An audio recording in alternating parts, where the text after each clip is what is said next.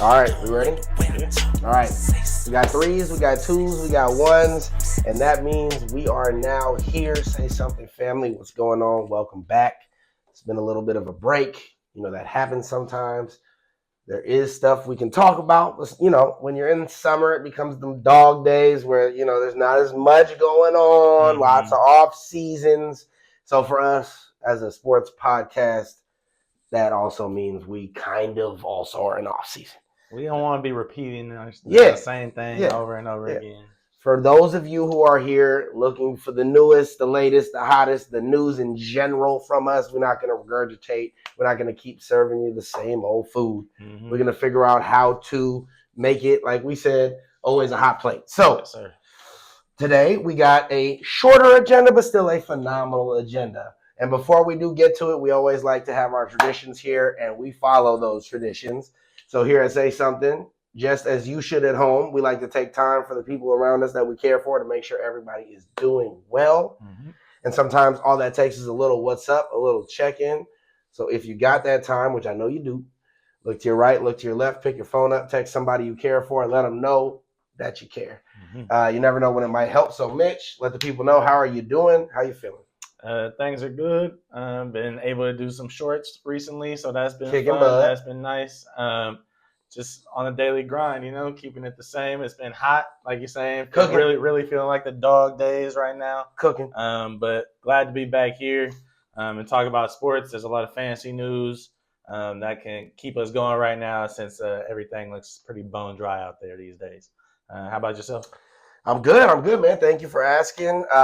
Kicking school back up next week. So Monday is the first day of classes on the last year of my master's journey. Let's go, baby. So pretty cool that, you know, for a good portion of this show, you guys have been along the way for this master's journey. It'll be really awesome, come May, when I'm at that finish line, and you guys will still be here with me, and I'll still be here with y'all. So those kind of things always bring me, you know, a sense of excitement. Mm-hmm. It's still a long ways away, and I still have, you know, some large projects ahead of me to get done. So I'm by no means getting out ahead of myself. But I'd be lying if I told you that, you know, being in my last year and seeing it as such doesn't feel pretty good. Great. I'm very excited to keep talking about some sports. I'm a little sad that we're not quite at the start of some of these seasons. But, you know, that's how it goes, man. Real sports fans, we got to kind of wait it out. And as Mitch said, there's always good stuff to talk about, and definitely fantasy will hold us down. Mm-hmm. And I've had a couple fantasy drafts so far, which is kind of a part of my update because I do love that part of the season, especially with football. Little draft season. Go, baby.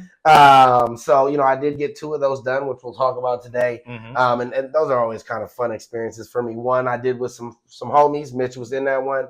And then the other one I just did with some random. So always good to just get, you know, a little bit of here and there kind of feel for what's going on with the draft board. So, man, I'm doing well. Just trying to keep myself fully energized, to kick off the start of this year the right way, as I know I can, because, you know, that's the one downside of kind of being on the last leg is you don't necessarily have that boost energy that you had when you just got accepted. Right. And you're like, wow, like, let me get in here. Everything's new.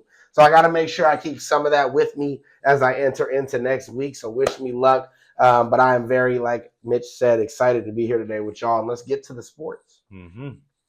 So today we're going to start with the NBA because there's not a lot, specifically with the Warriors. You guys know, big snooze fest over here. If you're familiar with slapping the snooze, the Warriors have been doing that all off season. Mm-hmm. A lot of this does hinge on Kuminga, as we've been saying forever. And so I don't want to, as we said, we don't want to just circle the wagons for nothing. But Kuminga has had a little bit of a quotable last couple weeks, we would say, where he decided to, and by the way, I've been very vocal about thinking that both sides have misplayed this. I've said the Warriors have misplayed this, and I also think whoever's on Kuminga's team, not the brightest bunch. Mm-hmm. Okay. Kuminga has come out and basically said he feels like he's in the Scotty Barnes, Cade Cunningham range in terms of talent, in terms of skill, and lastly, and probably most important to this conversation, similar value. Talent is a discussion I think that's harder to talk about. Okay, these guys are different players, all three of them. Right. Had different opportunities, so different career paths. And, I would also say that, when you're comparing players that really don't do all the same things, it's hard to not look at minutes and opportunity and have that play a part in what you're going to look at in terms of talent. For sure. Okay. So we'll just leave talent as a question mark. Right. That's cool.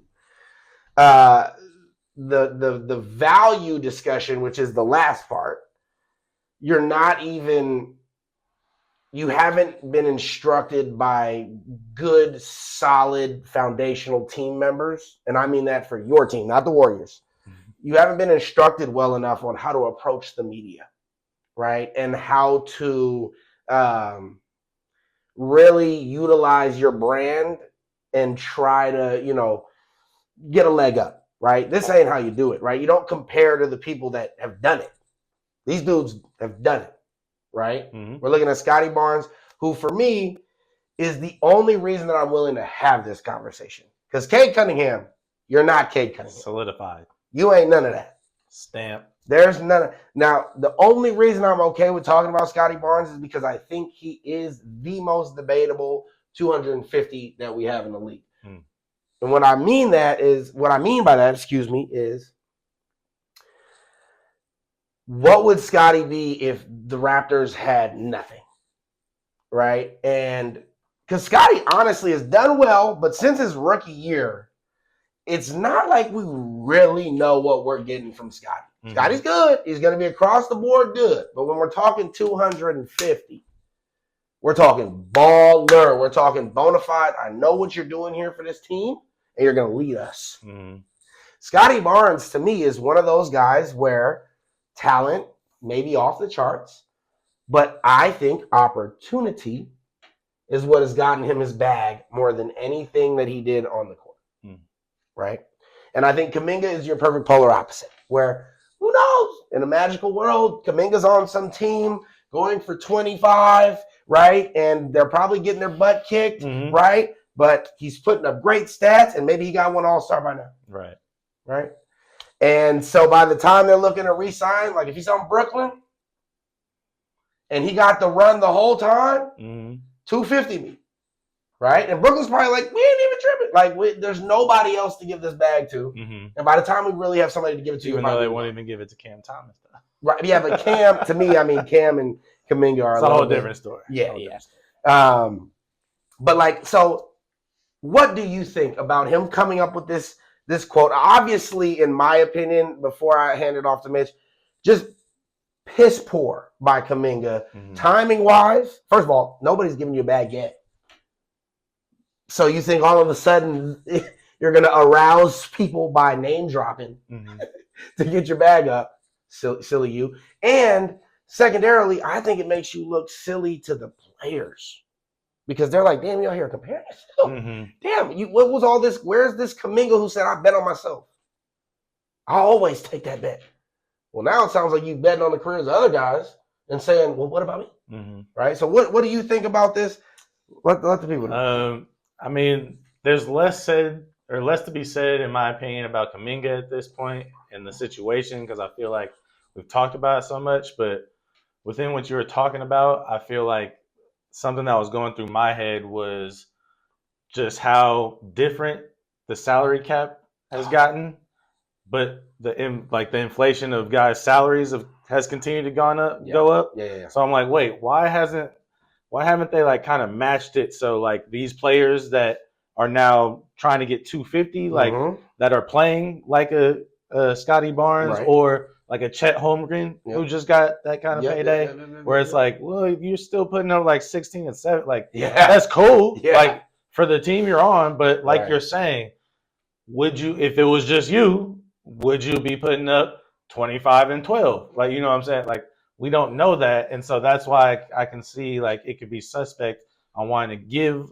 any of these guys 250 million, but at the same time, the way that they've increased guys like Shai Gildress and these new superstars who are the guys, like you were just talking, where it's like, if I'm going to give you 250, you got to be one of the guys. Where it's like, it kind of seems like, no, it's got to be 700 million nowadays, and you're that guy.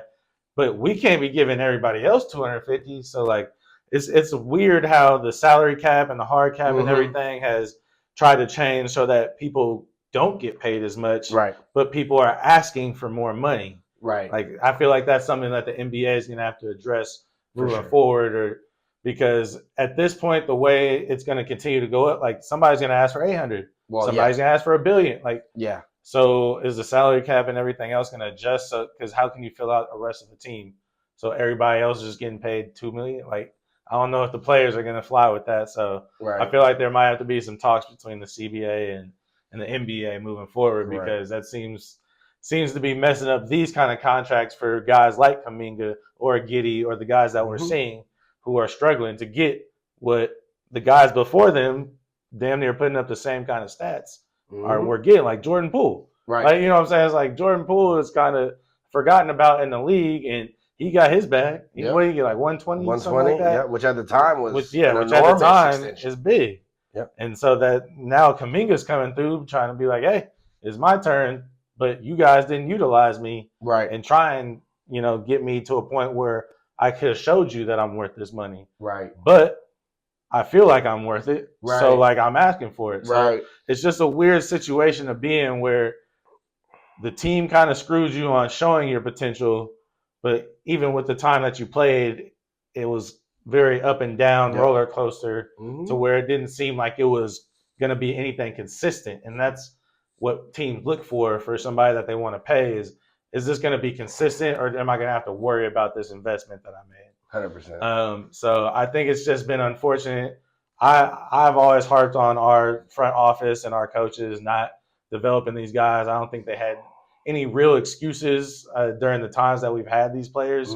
We've had them during COVID when nobody was doing anything, where could have played him and tried to figure out how he could gel with with our starters that we have, our old heads, through that whole time. There was times when we were playing, what was it, Anthony Lamb?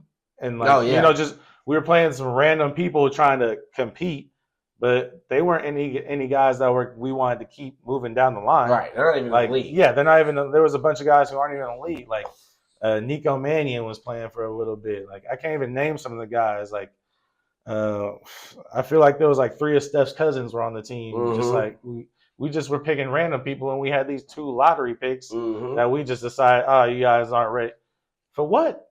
So I can understand Jonathan Kuminga being upset about that, and I would back him on that. Absolutely. But at the same time, the way he's handling it now, it's like, man, you really didn't show it enough. You have some tape, which is why you can barely hold on to what you're asking for.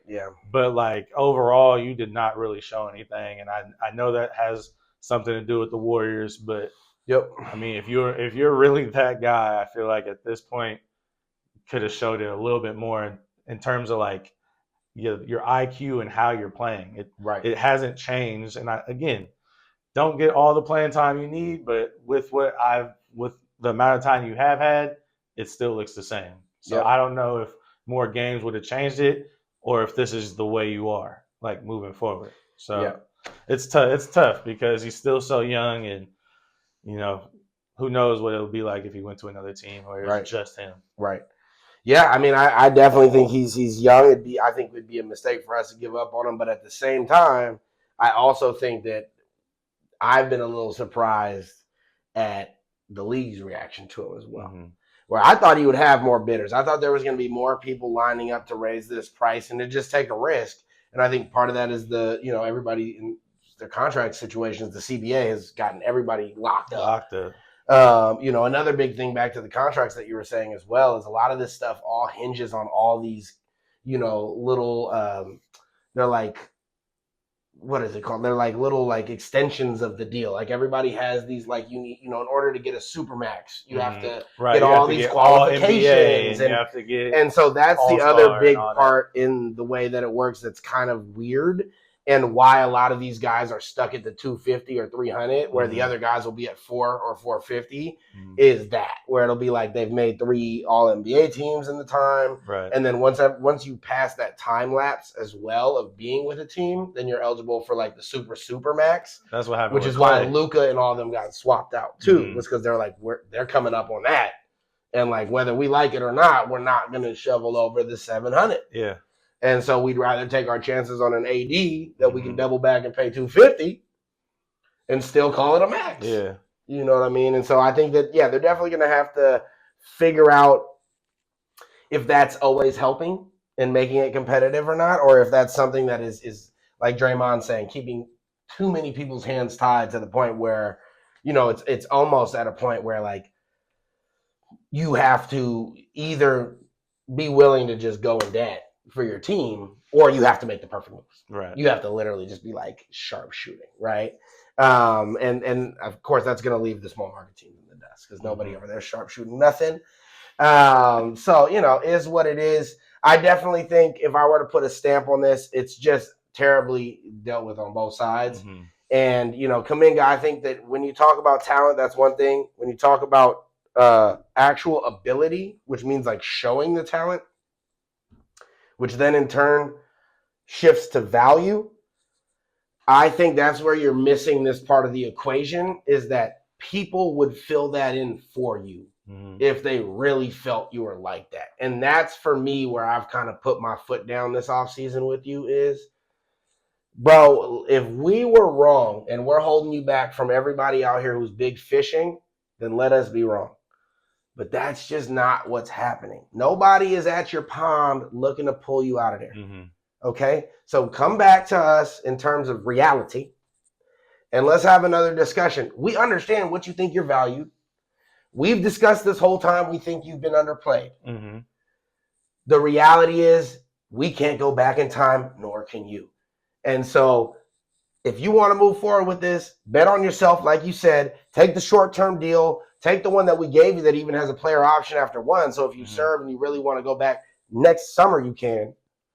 And just come back and figure it out. I will say, before we move forward as well, I'm super sad when I think about it that we weren't able to get KD, because I think that just would have allowed him to play a ton.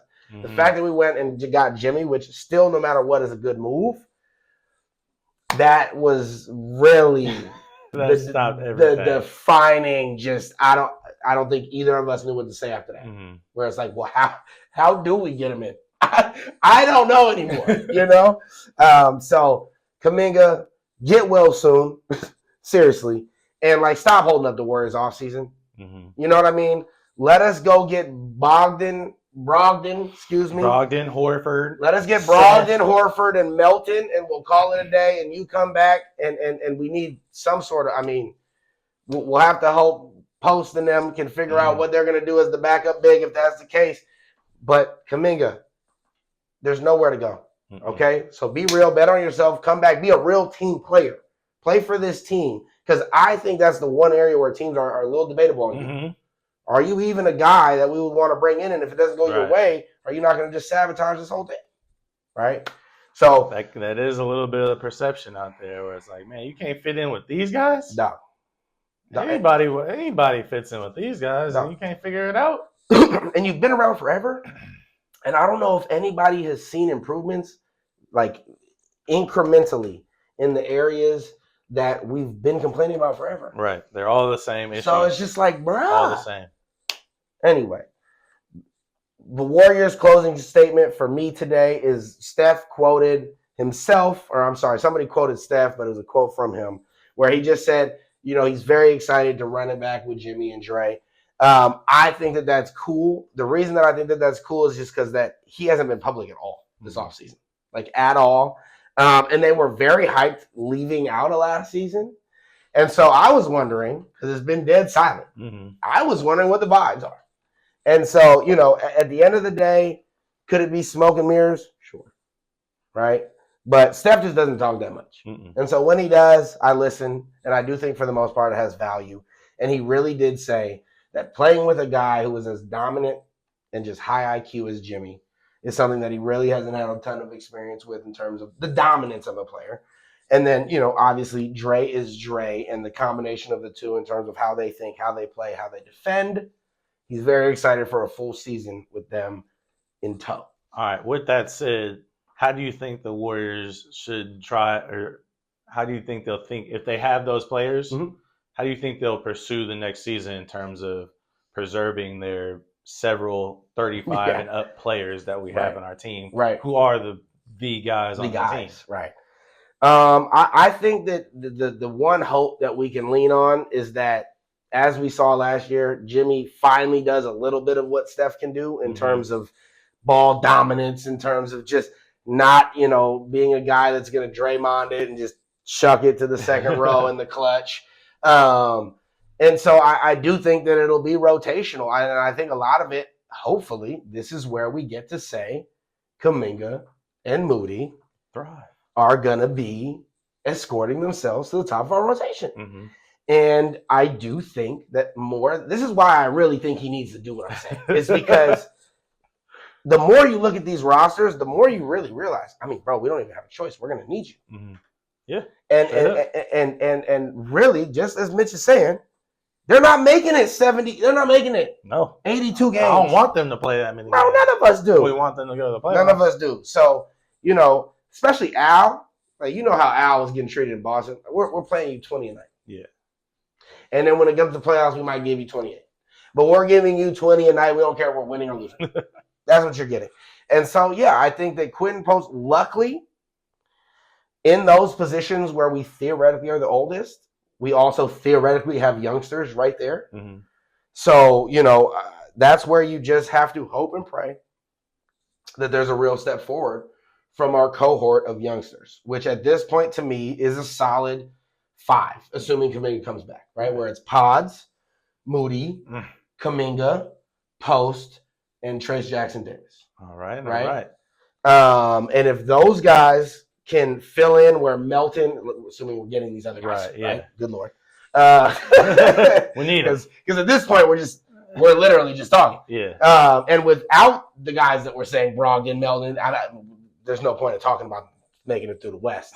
But like with Melton, with Brogdon, with Al, and you hope maybe one other oldie, what I mean, oldie but goodie. You would think that they could sprinkle in the rest, and understand that we're not going to be, I don't think we should go for first, right? Like I think we should be shooting to try to be safely out of the high 40s, right? Like safely out of the play-in.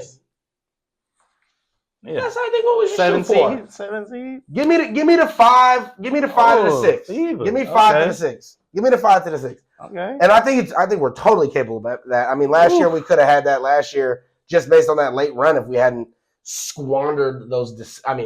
We lost to like the Spurs down. We lost to some teams down the stretch. No Wemby Spurs.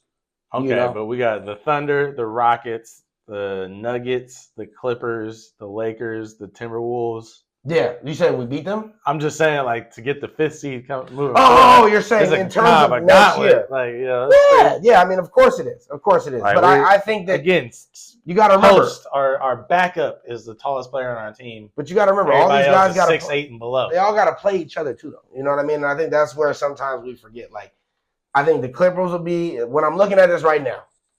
Thunder, obviously, Houston should be still there if they did that last year with KD. However, I do think that when you look at Houston, they did lose a bit of their bite.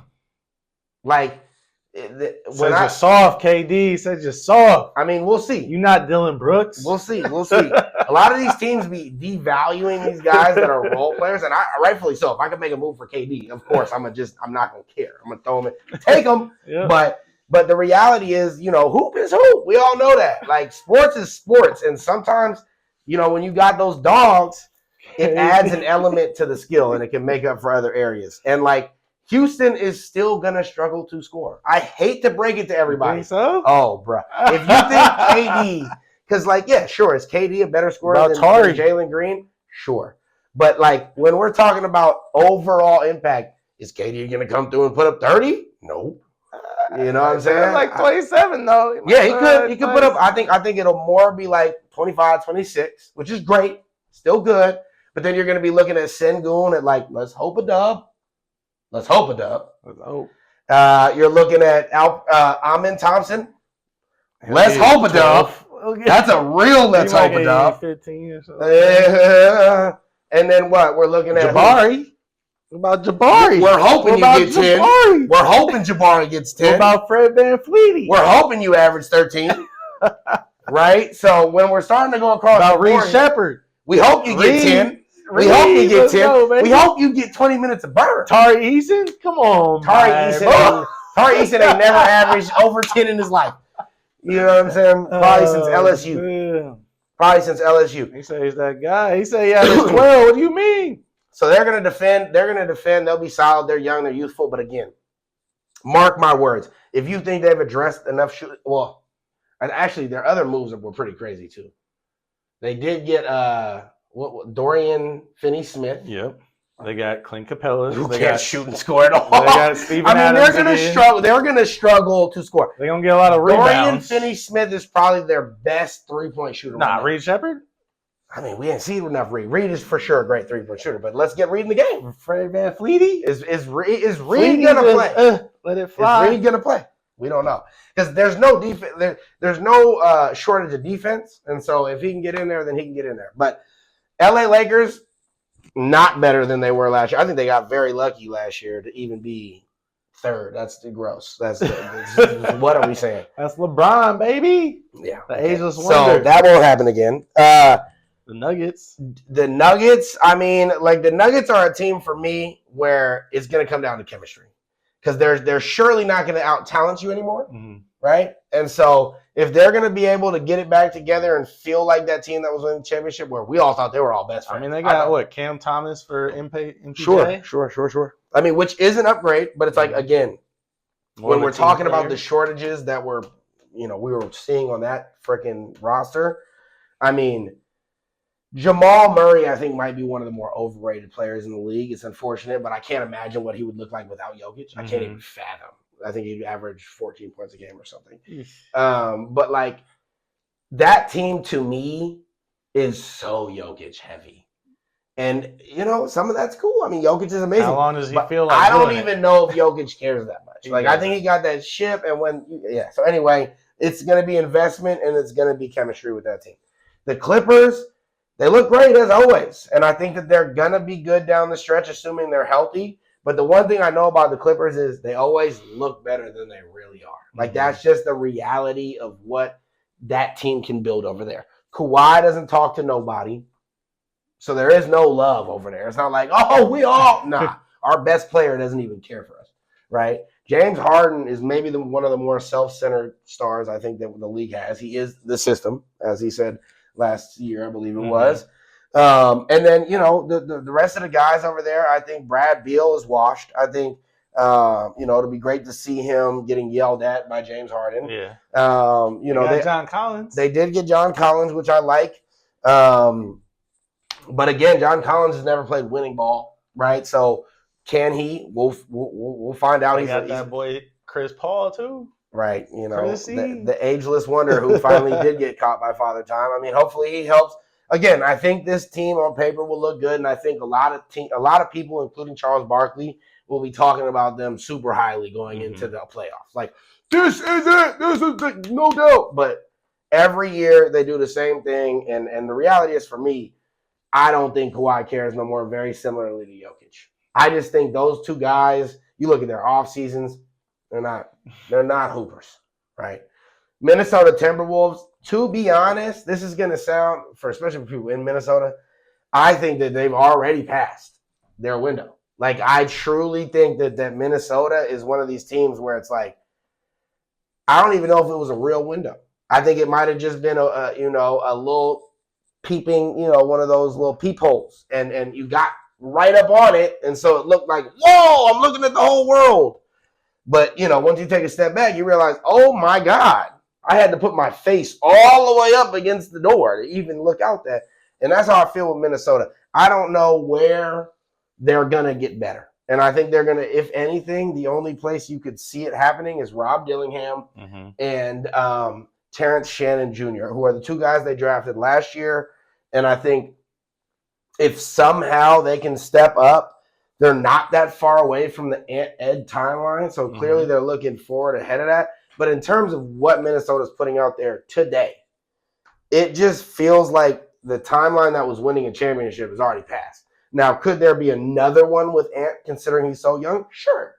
I just don't think it's with this roster, this iteration of players. I think that the Cat trade signaled that in a weird way. Like, I would have never – I think also that Gobert trade sank them, where, like, they gave up so many picks, all that stuff, and sure, it was good, but now he's one of the worst contracts in the league. Yeah. He's a platoon Have big. no assets to trade. He's to get a rid of platoon these big. guys. Right? And then there's us, right? And then Memphis, I don't think is going to be better without Bane, right? And Dallas, I think, could potentially swap out with Minnesota and Memphis as, like, real ops. Yeah. But then you look at Phoenix, come on. Trailblazers, come on. Spurs should be up there. Pelly's never. I mean, like, I don't care what's on the roster. And then the Jazz, we're just going to watch Ace Bailey. You know what I mean?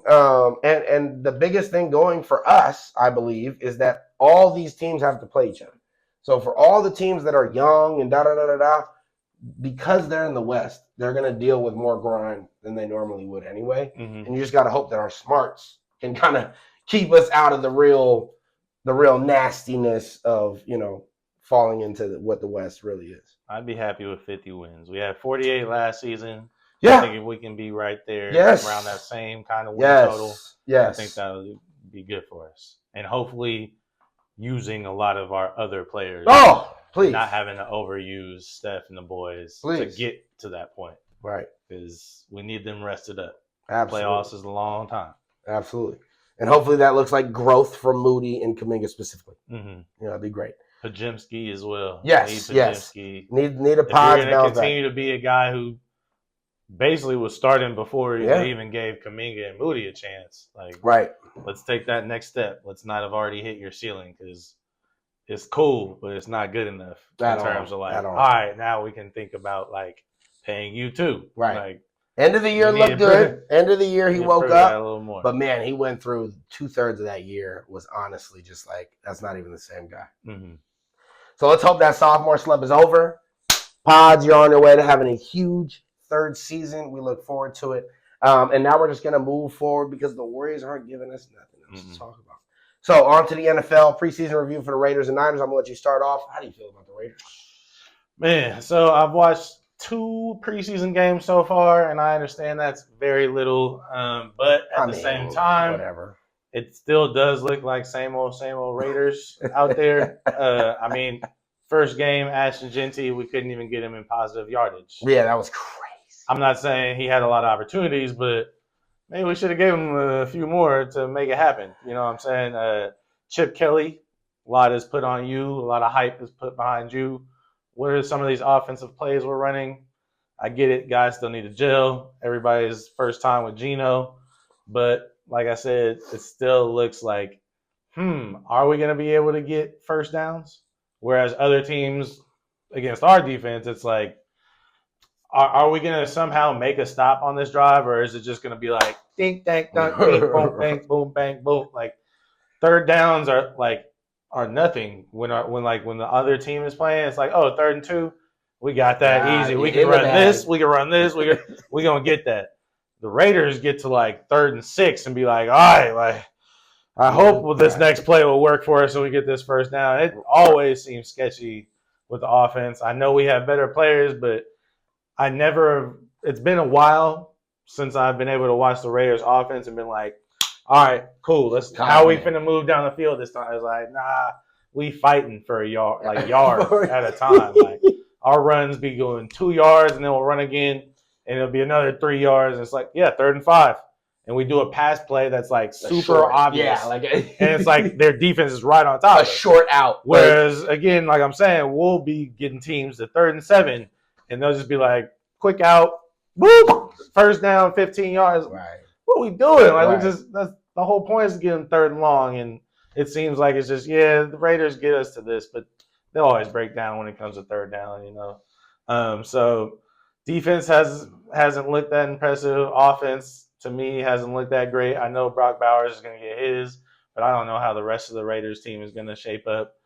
We forced Ashton Genty into the end zone in a second game just to make the team and the fans feel happy and feel justified in getting them in the 6th pick. But again, man, like he's supposed to be a top pick when we're coming to talk about fantasy, and I'm kind of worried that he's going to get the Raider effect, and it's just all that hype is going to be all for naught with that offensive line we got. So I wanted to be more optimistic after a couple games. Wanted to feel like, oh, cool, we're matriculating down the field. It looks smooth. Mm-hmm. Clearly, there's still a lot of room to grow for the boys over there in Las Vegas. Hopefully, they can figure it out. I don't know what we're going to do on defense. It looks just like a lot of pieces thrown together. We got a bunch of free agents that were brought in, so there's no camaraderie. Everybody's just out there pushing each other to try to get into the right position. So a lot to clean up, and hopefully the next week or so, I know there's only just one game left, but hopefully when it comes to that first game of the week, they can have it a little more figured out. It's going to be tough because they got a young team in the New England Patriots that they're going to be playing, and you never know with that team who's going to show up. Are they going to be young and inexperienced and let the Raiders, kind of have their way for a while, or is it just kind of going to be foot on the pedal? We're taking it to the Raiders because they still aren't ready yet, and we got a lot of good guys. So I wanted to be more optimistic, but still a lot to see. It's pretty underwhelming so far. Yep, absolutely. I feel you. I mean, preseason's always a little shaky, tough to know what's going on, but definitely I took note of that first game and to see the reaction too, where people were hot about Genty getting -3 yards or whatever it was on 3 carries, where it was like, yo. And how you can't open one little gap for my man? Like, one play, we're gonna hey, let's block. Right. Hell yeah. Like I'm gonna do it for you this time. Right. Didn't happen. And then even the last drive for when we played against the Niners in this last game, where it's like, yep, same old Raiders. They just let them get down the field, even though there's barely any time, and they shouldn't even be able to make the plays to get close enough. Nope. Prevent defense. Yep. Stay far back. Let them get every dink and dunk. I mean, again, it was a 59-yard field goal, which is still. But to even let them get to that point, didn't we mess up a onside kick? Like, did y'all onside kick? I don't even remember. I didn't see it, but I thought that we had the ball. Like, you guys had scored, and then we're kicking it off, and I guess we didn't recover it or something, because you guys shouldn't have had the ball again. It was barely any time. I wish I remember what it was, but I don't know. Just same old Raiders is all I gotta say. Yeah. Yeah, and then so I mean, for the Niners, I feel like it's we didn't pull out a lot of the guys, which was I don't think we saw Fred Warner once. Just real quick, sorry to cut you off because I just found it, bro. Y'all had 10 plays with 3 minutes and 4 seconds left to tie it at 19-19. Yeah. You kicked it off to us. 3 plays in 24 seconds for -7 yards and an interception. Ugh. Oh, I think I do remember that. You know what I'm saying? And then y'all got 3 plays and then kicked it. Yeah. Like, bro, what? Why are we even throwing? What are we? So, yeah. You wouldn't rather just tie, bro? You threw an interception so that they could get the win? Right. Can we just kneel down or something and go to OT or something? Like, what's going on? Yeah. So I would definitely say, I mean, I didn't get to see a lot of the guys that I would want to look at. I think some of our rookies still look slow, if I'm being honest. Like what people were seeing and saying about them in training camp, I think is not translating yet. And I just think that's the speed of the NFL. I think that there was a lot of times where I was watching these guys where I think it'll change down the road, but we're taking poor angles, reading things slowly, and just a lot of times just being confused in coverage. Like they would get whooped by, a play, and a lot of things in the NFL are much more intricate than in college. And so Nick Martin, our linebacker, who his entire MO is speed. I don't even think I saw him meet one guy at the corner in the preseason. He looked slow to me. The one guy that I will say, so that's my kind of like, I need you to improve guy, Nick Martin, the linebacker. And then the one that I'll say I liked a lot was Marquise Siegel, who's a 6th-round safety that we drafted out of Kansas State, I believe it is. Man, that guy, he's 4'4". He's a missile. And the guy can really, really, really play. I believe he's number 36 for us. And I think he might play his way into a safety position because that and wide receiver are where we are very decimated. We are just destroyed. So I think that he could see himself playing in. So that would be my give me some improvement and my I'm gonna give you props, guys, right there. Brock Purdy looked cool for the little bit of time that he did play. Did not see C-Mac. Did not see Trent. Did not see George. Did not see Fred. So, a lot of the guys that this season will truly be judged on never padded up. But that's kind of the Niner way. My real question mark coming out of this is Moody a liability? Yes, he made the 59-yarder against the Raiders there. Yes, he has a horse leg on him. People know that. But to be real, he lost his confidence after that injury, and it never came back. I mean, he was kicking great before he got injured, and then that injury, nobody really knows why or how that got him in the funk that it did, but he truly has never gotten back into that same kind of intensity as a kicker. And so I'm worried about him. I know we brought in, I can't remember the guy. We brought in a guy to kick against him. God, I can't remember. It might have been the guy who was on the Jets before. But we brought in, something Joseph. His last name was Joseph. Maybe Greg Joseph or something like that. And he was supposed, let me look it up so I'm not crazy. But yeah, so we brought him in to compete and we cut him very quick. Kicker Greg Joseph. Yeah. So this guy, whatever his name is, from another kicker from Johannesburg, South Africa. Shout out to you, Greg Joseph. But I believe we cut you. But we had brought him in to give competition. And it seems that Moody has won out on the competition, but I don't feel comfortable with him. So last year he ruined several games for us. He was not competent at all from 50 and beyond. And to be honest, he was shaky anywhere else. So I think we rely a lot on our kicking game. It'll be scary if we go through another one of those. So I'm going to be all eyes on Moody when it comes to this season. And I'm ready to get my scissors quick. So, Moody, I know you're a 3rd-round pick, but I hope you hear me, okay? I got my scissors, and I will hand them over to Kyle Shanahan. Come up again. You know what I mean? Immediately, if necessary, all right? Any Raiders news before we move on to an Eric Dickerson quote and then fantasy drafts? Raider news, man, same old. Brock Bowers is going to be the guy out there. Hopefully Jacoby Myers can get his. He's always Mr. Reliable with the hands. Jack Beck has been looking all right. Haven't heard too much news from him. Our offensive line still not shaping up. I'm hoping Powers and the boys can figure it out, but still not looking that well. And Geno, man, let's hope they can protect you. That's all I can say. He's 35. Yeah.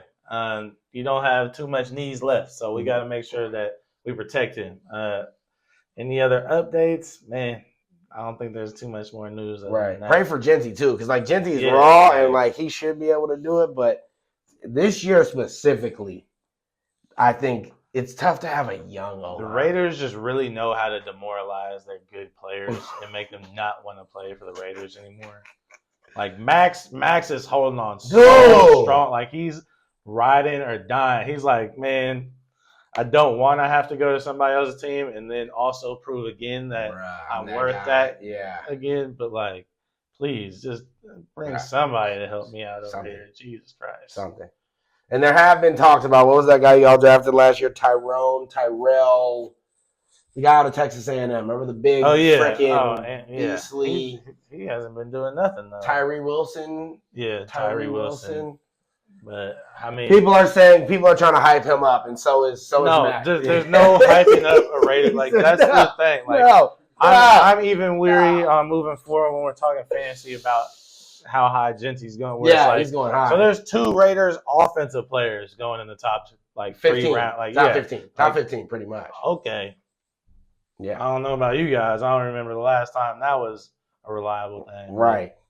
Top 20 for sure. Maybe Brock's a little high for the top 20. Right. But Genty is absolutely top 15 easy. But I mean, we'll get to it. All right. But yeah. So the only thing that I want to say real fast is Eric Dickerson. And so Say Something Fan, put in the comments. Let us know how you feel about this because we may not stick on it for too long. Mm-hmm. But Eric Dickerson has come out on a podcast and he said basically he has a source very close and very reliable to the NFL and to him that told him that the NFL as a whole took a stand against Shedeur and was telling teams basically during draft and the draft process, do not take this guy. Mm-hmm. We are going to, as an organization, make a lesson out of him as we're shifting into this era of NIL, brands, all this stuff, players thinking that they're bigger than the league. And that they were also apparently mad when the Browns decided to go ahead and pull the trigger in the 5th round and draft him. And a lot of people's reaction to this without us, because I don't think we need to get too much into it, because I think what I'll say right here might describe a lot of what both you guys and we are thinking, which is this is pretty obvious to a certain extent. It may not be, the quote that we were saying word for word or maybe fleshed out exactly how we were thinking it, but something went wrong, something was weird, and it definitely wasn't just who is Shedeur as a player and who do these teams need. Mm-hmm. It definitely was not that anymore. No. And so is it to this extreme? I don't know. But I do think that Eric Dickerson is a guy that is not known for shaking feathers unless there's feathers to be shaken. Right. And so it's definitely pretty eye-opening that he was willing to come on wax. And it did make me think about how, wow, we are in a new era, right, of media where it's like, I don't think 10, 15 years ago, even if he knew that, he'd be willing to say it. Right. If you have anything you want to say on it, feel free. Man, I just think that'd be pretty petty, and I don't even know if he's the person to make an example of. If it's getting to that point, just how many years has somebody else who's been less relevant have had this happen to them? Right. I don't know. Just seems a little ridiculous. I've been even watching his interviews recently when he's at camp, and it seems like everybody's always trying to stir something up and make it a bigger deal than it is. And it's like, how many third string quarterbacks get this kind of talk about or interviews or anything like that? I don't understand the spectacle behind it. Dude goes out and has a good first game and everybody's just like, yeah, whatever. And nobody said anything about it. There's he had a great first game. And then I don't know, has he been banged up a little bit? Just hasn't played since. And it's what's the deal? Do you really need to put Joe Flacco out there? What does that do? You guys aren't making anything. But then you have these 2 young guys on your team who you're showing everybody and not showing Joe Flacco because obviously he's hella old. But why did you draft these 2 guys at all? These were 2 good college quarterbacks that could have went to any team. But, yeah, I mean, there's some agenda apparently behind it. But I also am already seeing the Browns being a top pick next season and going for an Arch Manning or a quarterback again. I don't know. It could definitely be a lot of the NFL for sure. But that's also a lot of incompetence on the suck-ass Browns. Right. Browns also suck too. Why didn't you utilize those picks better with other positions if you weren't planning on playing either of these guys? Who just drafts people not to use them? Absolutely. And not have no plan to use them. So, it's just bad overall, and hopefully he gets out of there and has a chance to do something somewhere because, I mean, from just the 1 or 2 drives, he's looked all right. Right. You can't knock him. Right. He's not throwing to his best receivers on his team. Right. And still making something happen. So, And it seems like the players on this team like it. If you watch the videos, when Shedeur is doing his thing, the real vets, the Myles Garretts of the team, they're going crazy on the sideline. And it's so that part to me always, you look at that and you're just give him an opportunity. And if it's not there somewhere, because clearly beyond the front office, he's appreciated. Yeah. You know what I mean? So, lastly, in terms of football, I did want to say the Niners traded for Sky Moore from the Chiefs for a 6th-round pick. So, like I said, we are super depleted at wide receiver. I might talk more about that as we get closer to the season because I'll be breaking him down as a player. Mm-hmm. But just know he's an RB wide receiver type profile. So you could see a little bit of a poor man's Debo in there. But, good pickup for us, as a team that just seems to not be able to stop the injury bug in key places on this roster. So on to our biggest portion of today, which is the fantasy draft section. Oh, yeah. So just having quick discussions, quick go-overs, overviews, and then maybe, giving you guys some hot tips if you guys haven't drafted yet, or maybe being on the lookout for the waiver wire. So I'll let Mitch go ahead and take it away and lead us in. Are you going to talk about – I'll let you lead it. I'm going to talk mostly about dynasties. Got it. Because you don't have a dynasty. I do not. Right? I do not. It's still something new to me. This is my 2nd year in it.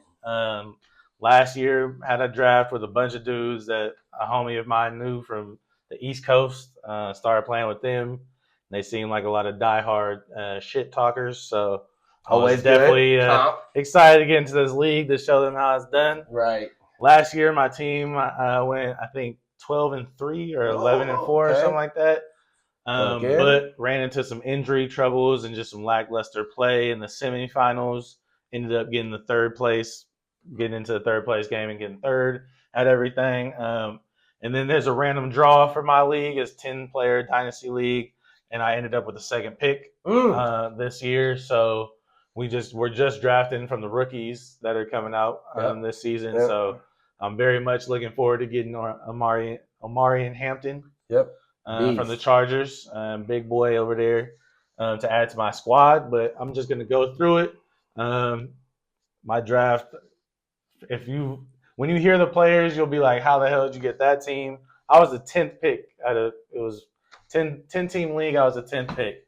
So I got Josh Allen as my quarterback, Chase Brown as a running back, Devon Achane as my other running back. There is some questions about his calf. Hopefully he'll be all right for the season coming up. Wide receivers, I have Marvin Harrison Jr. Didn't live up to the hype last season, but hopefully Kyler is able to get it to him this season. Please. As well as his running mate Trey McBride, at tight end.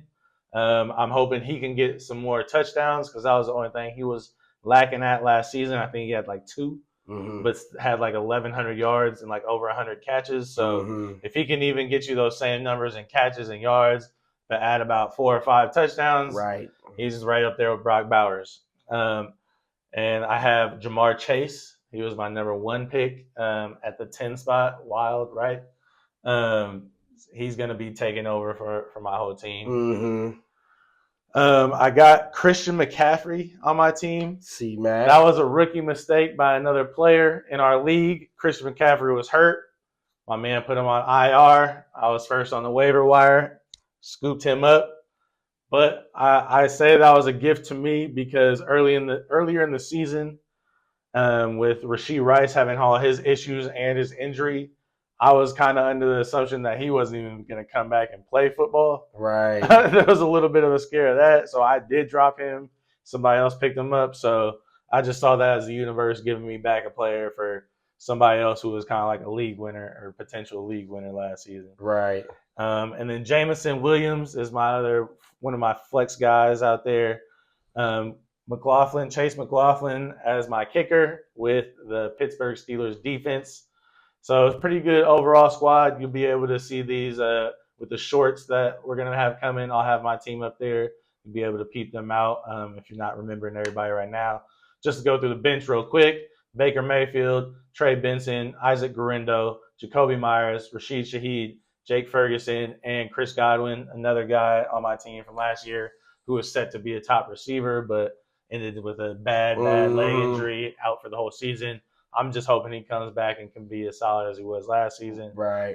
Because he was definitely a great surprise. He was somebody who bounced back after having some like solid seasons, but this one was looking like a top tier one. So I thought with the players I got, I had them all in a pretty young range, but all guys who are still very, very competent to win even right now. Right. So I'm very happy moving forward because I feel like this team, I could have them and not have to make a lot of moves for a good 4 or 5 seasons. So let me know what you guys are doing in terms of dynasty drafts. Let me know how they went for you guys, what your strategies were, if you were thinking more down the line or if you were trying to mix and match with guys now who are going to be some of the best, as well as guys who are projected to be better. Because the Dynasty League is definitely something that I'm excited about, and I think it's something that's really cool, especially if you have a good core of people that you like to play with. It's something that's exciting and adds another element to playing fantasy. It's not just cookie cutter, I'm redrafting again this season. It's like a little more strategic, got draft picks that you can trade and stuff like that. So I think it's pretty cool addition that fantasy has made moving forward. Absolutely. Yeah, dynasty leagues I feel like have been definitely for the more hardcore users for a long time, just in terms of, it takes a lot of meticulous type of looking ahead and things like that and how you drop and all that. But I think the most thing as well is you just need to have a group that would want to play for at least 5 years, because otherwise a dynasty, there's no point in making a dynasty. You might as well just do it regular. And that I think is harder to find, just because people go in and out of liking and if you're not gonna be fully invested, it's crazy how much a league's integrity can just go wishy-washy, even with 2-3 users not. So I'll just talk real fast about, we can talk about this one that Mitch and I did. No, it's totally fine. I think it's totally fine either way. So let's pull this up because I think it makes more sense to do that one. I like my other draft better, but that's only because I drafted in the 9th, which in general I'm always gonna like better than a 7th. I drafted out of a 7th slot, which for me is probably actually my least favorite slot. The 7 might be the worst. I feel like statistically it's gotta be one of the worst. It is. In general. It is. That pick is 8, rough, bro. 6, all those to 6, me 7, are better. 8 are just tough. And they're tough, but they're better. I would rather have a 6 and an 8, because a 6 you're very close to the 5, which means you're always right in the middle. You're just kind of always having the same level of draft. 7, again, you're somewhere in the weird gray zone, and then 8 you're starting to edge towards 8 you're starting to at least edge towards the 2 snakes. So anyway, so let's look at how this one. This was the first draft that I did as well. This draft had me, Derek. I ended up getting an A grade, I think, for this one, which, by the way, Yahoo in their grading, we don't know, always hilarious.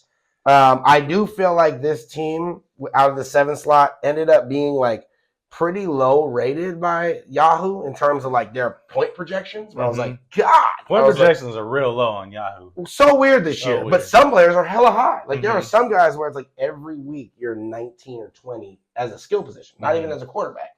But then you got guys over here who are the vocal point of their offense, Jonathan Taylor is at 12.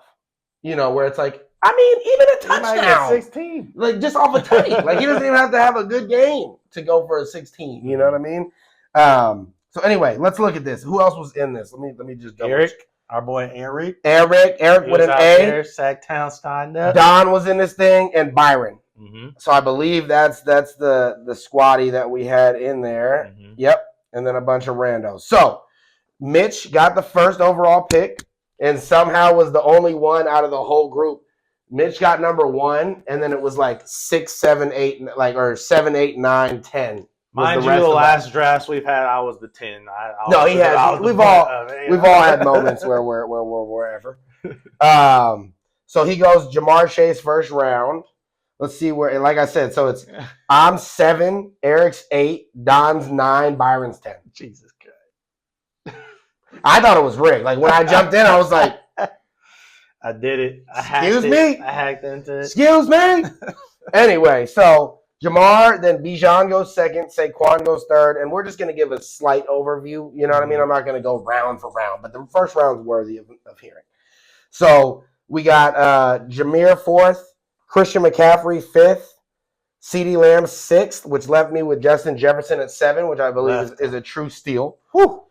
Malik Neighbors goes 8, which I think is a little bit of a reach, but he's a baller. Mm-hmm. Genty goes 9, which I think is a little bit of a reach, but he too is a baller. Puka Nacua goes 10, which again I think is a little bit of a reach, but also this was drafted a little while ago, I'm remembering as well, when like the rankings were truly different when we first drafted this, because some of these players have dropped so significantly. And then like Puka and some of these guys have absolutely gone down to like, they're not hella far down, but they're like 15 to 18 now, as opposed to like 10, 11 range where they were kind of. Especially with that Matthew Stafford news. Yeah. Never know what's going to happen when that boy's back. Exactly. So Byron goes Puka Nacua and Amon-Ra St. Brown. So I'm going to talk just from here about where I went, and then we'll let Mitch talk about where he went, and then that'll be that. So my second round pick, I ended up going Jonathan Taylor. So I went Jay Jettas and then Jonathan Taylor because you got one elite wide receiver. You're hoping you can put together an elite running back. Trying to look and see if there was anything else I was deciding between. I got snaked by Eric. Ooh. I was going to pick Derrick Henry, and he just snatched him one pick before. And so I said, I'm going to go ahead and grab my boy JT. But it was between him and A-Chain. And A-Chain, for me, he looks better at the end of the year than he does every week. Like, for some reason, you look back on the stats and you're like, it's not a bad year. But, like, week on week, you're like, I got a lot of 13s and a lot of 8s and shit in there. And that was at least my experience having him last year, and I was super excited to have him because he's fun to watch. He's a burner, and he was one of those guys the year before that had a couple, like, 45-point games. I was like 50. And he had nothing close to that last year. But let's hope that, he can have another bounce back. But for me, I think Jonathan Taylor was more traditional, a guy that I can count on to hopefully get a guaranteed set of touchdowns. That's what I want. Then I moved on to round 3. Got a little crazy. I went Jaden Daniels, but that was just because really at the end of the day, I want to watch Jaden Daniels. Jaden Daniels is my boy. Sometimes I do that with fantasy. If it's a guy that I just feel like, you know what, I'm probably not going to draft him any other time, and definitely not going to get him in this draft. But just in general, like I'm not the kind of guy that likes to draft a quarterback multiple times on a team. So I'm like, this is going to be my Jaden. Yeah. Okay. I think right now he's my favorite quarterback in the league, and so it's nice to have him on the team. Will he have the same kind of season? That's why I'm saying picking him that high is a risk because he balled out. But who's to say that team is going to be even anywhere near? Hey, Brock. He said he's right. Right. No, hey, Brock. You need to holler at your Brock. You my boy. Brock, you my boy. Okay, but we can all have favorites elsewhere, all right? And I think that I wasn't really choosing between a lot, honestly. Once I saw whoever Brad was took Josh Allen, it was like, okay. I know it's going to start rolling. Let me pull this trigger. And I think. How many went in a row? Also, Lamar Jackson went 12th to Don. Yeah. Keep it 100. So, forgot about that as well. Donnie. That boy loves getting him a little scoop of I know I made that boy a little mad. Yeah, he was hella mad when you snagged up Brocky. But I honestly, I have no idea what he was thinking. He had literally went with Lamar Jackson. So, it was like, okay. Like. Then the next pick was Breece Hall. So that's my 4th round pick. I felt good about Breece. Breece for me, it was I wanted to go running back again. I think wide receiver is just super, super heavy this year. And so if you are going to end up taking a wide receiver with your first overall pick, I think it's really important to try to get a good talent pool of running backs after that because wide receivers, there's a plethora, and running backs dry out quick. So I thought Breece Hall, who at other times and, minus last year, has been looked at, as a real bell cow, as a guy that could be a potential top 10 pick in fantasy, right? And I got him at 34. So I'm saying, you know what? Let's take a risk on a guy that could be a top 10. Not saying he will, but just opportunity-wise, let's hope it's there. And the Jets can't be worse than they were last year, you'd think. At least running the ball because they have Justin Fields, right? And I was choosing between him and Kenneth Walker and Omarion Hampton. And I remember that specifically. And, if I look back on it, maybe I would pick Omarion. But I think at the end of the day, Omarion is dealing with JK. There's a lot going on over there. And rookie running backs are tough. As we've all seen. Sometimes they pan out. Sometimes they're phenomenal. And sometimes it's just really hard to know. So I just tried to go with the guy that is more, a bona fide at this point product, right? So I took Breece Hall. Then in the 5th round, I go DK Metcalf because, again, now I'm realizing you're going to, even though there's a lot of wide receivers, you're going to start running out of top-tier talent here, and you do have to fill a wide receiver 2 slot. So I'm going DK Metcalf. I was choosing between Devontae Smith, Rashee Rice, and the guy that I also picked the next pick, which is Sam Laporta. DK, the reason I went with DK, Devontae is dealing with AJ. Okay. I think Devontae is amazing. And then Rashee Rice, I think, could honestly be more productive than DK, but there's just so much on the line for Rashee. And he's dealing with Worthy. And there's always Kelsey, who you'd assume if he's still going to be out there, he's going to do better than he did last year. Hollywood Brown. There's names.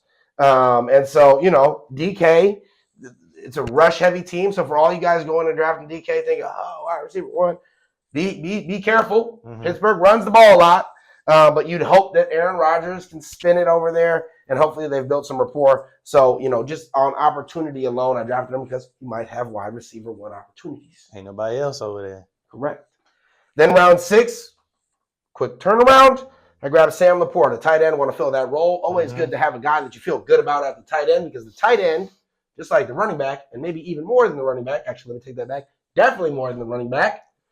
Real thing. Slim pickings. Real thing. Slim pickings. So when you get a guy you can feel comfortable in, it feels good because otherwise you're going week to week. Yes, you are. You are waiver wire dumpster diving, sir. And you're going to be looking for who is not playing well against tight ends on the week. And I'm going to grab the guy who's on the other team.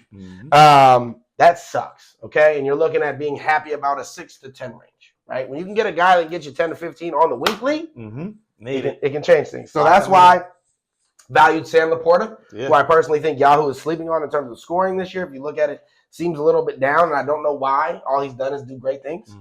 And that offense is super high-powered. So I was very happy to get that pick, and I really don't think I was debating between anybody. I think that was one of the very few picks where I was like, I couldn't believe he still was there, and it was, Travis Kelce's the next guy after that, and I'm like, that to me now is a huge drop. More volatile. Good guy.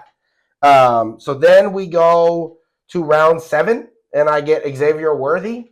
So just again, this is where I'm trying to get a guy who could potentially surpass one of my other 2 wide receivers, right? So you're looking at a guy who's going to give you some boom or bust. That's where you want to. That's where my strategy took me here in this round.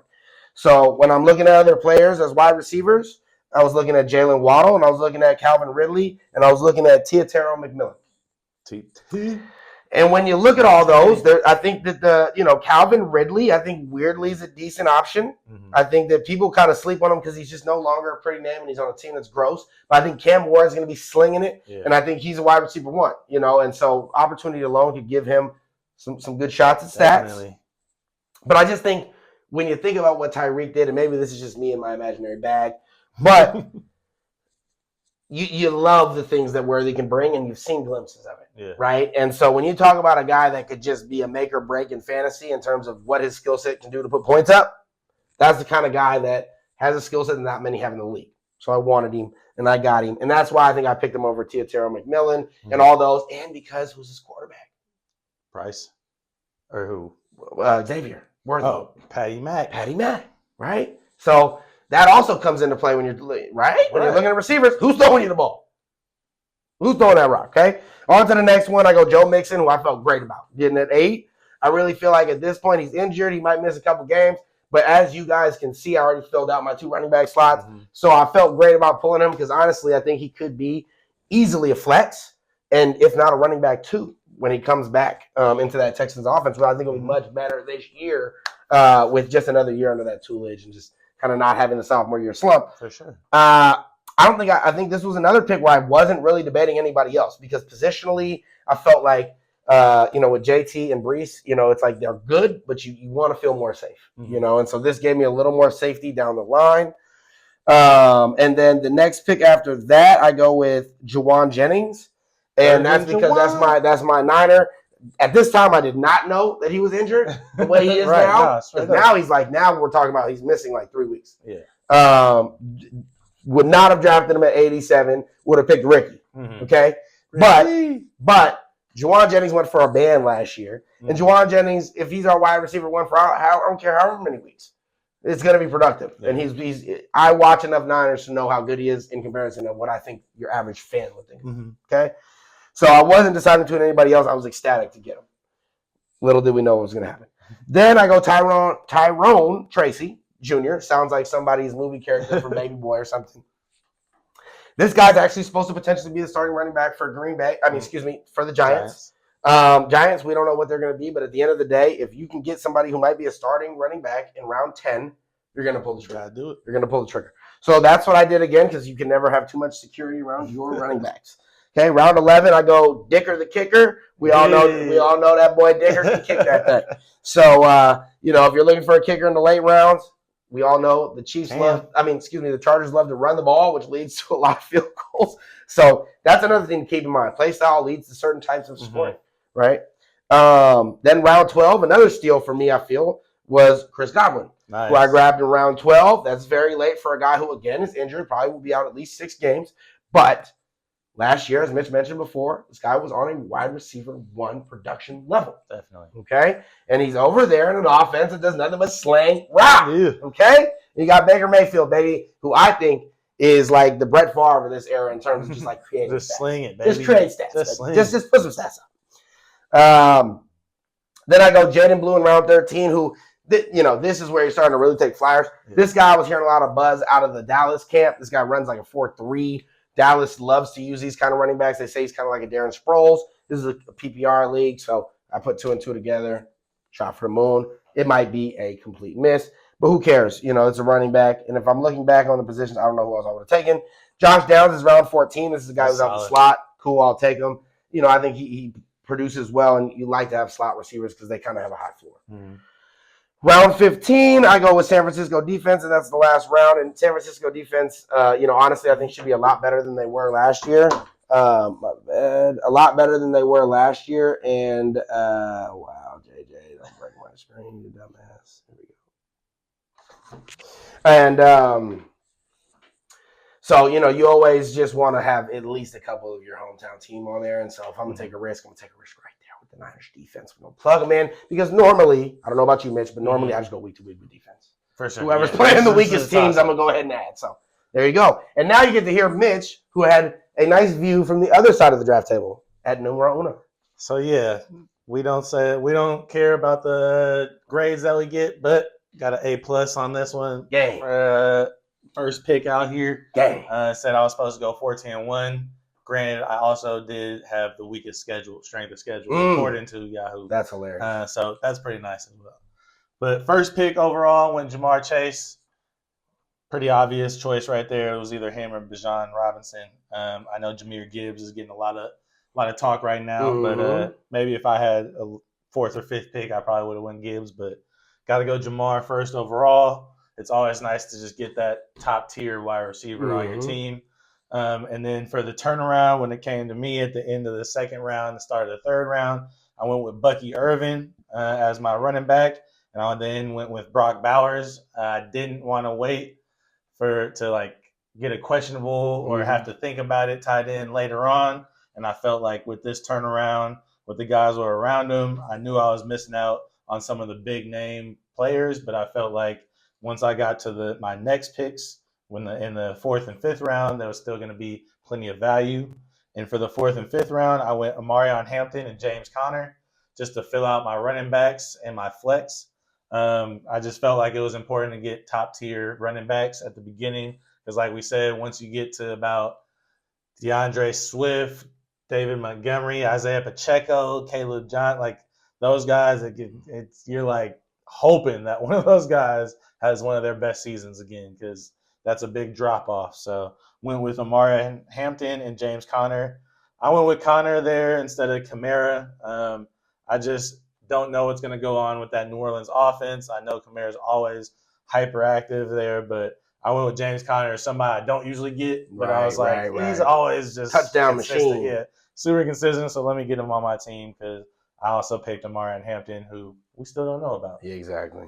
The next 2 rounds for the 6th and 7th, I went, unfortunately, like we were talking about, this was a week or 2 ago. So I didn't pick Travion Henderson. Right. And I probably would have right here at this spot.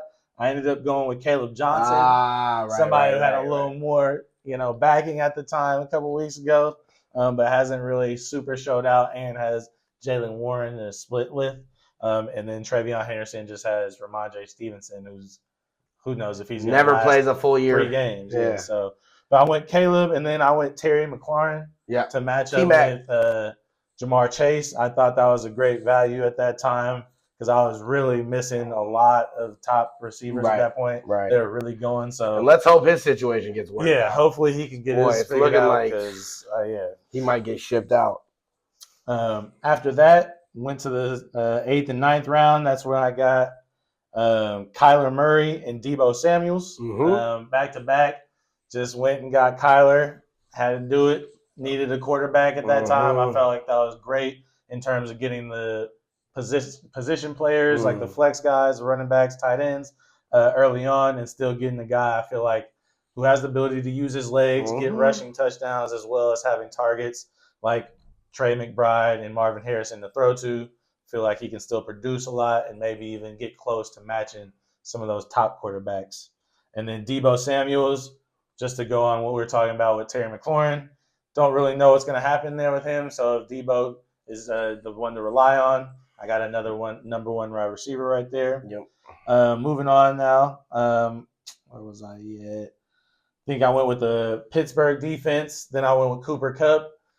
At that time, everything was kind of up in the air. The players was just like pick and choosing who you want. Yeah. Like you were talking about earlier, I could have gone Ricky Pearsall. That would have been a nice pickup right there. I feel nobody knew. Even like Travis Etienne at that time, somebody who was still going really low in drafts. And could be the number one guy over there.